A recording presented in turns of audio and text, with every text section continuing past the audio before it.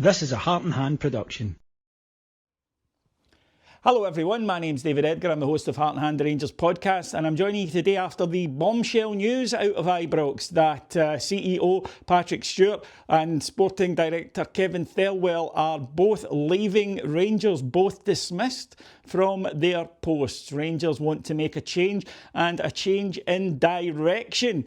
So huge news. It appeared that they'd come through the worst in the opening few months of the season, with Danny Rule bringing a bit of stability to Rangers, but it seems that their roles in Rangers' early season travails have not been forgotten by Rangers owners Andrew Kavanagh and Parag Marathi in particular. And look, there's no case for the defence on either. As you know, if you watch these videos, I've been saying for months both needed to leave. Patrick Stewart has been a deeply unimpressive figure since he arrived into the role of CEO last December. He has failed every time there has been a challenge. He's built no power base within Scottish football and no relationship with the supporters. Kevin Thelwell arrived in June, and I will go to my grave believing massively underestimated the role at Rangers. I think he thought it would be far easier than it was. He hired the wrong manager and he bought the wrong players, and the players that he has brought in have actually exacerbated the problems Rangers had last season rather than fixed them.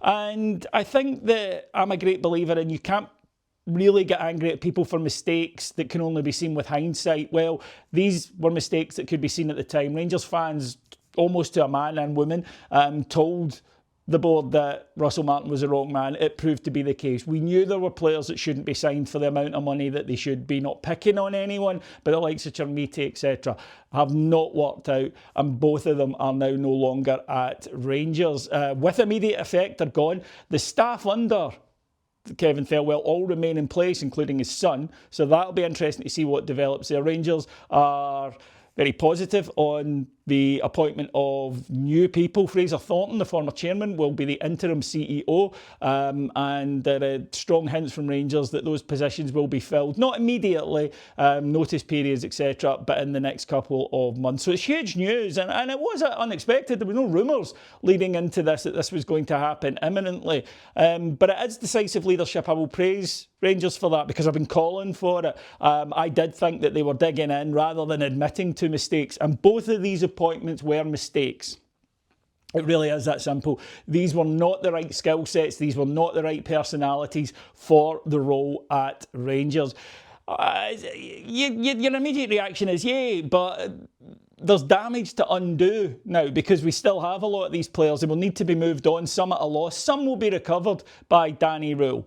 But I'm very hopeful that at least a new person coming in, because I think now the new owners, if they had any misconceptions about what the job at Rangers entailed and therefore needed in terms of the staff that come in, that's gone. They've now had the 6 months. So it's been a painful lesson for them, painful for us as supporters, but hopefully now we'll begin to move in the right direction. So yeah, the end of two errors, I think it's fair to dismiss both of these guys with.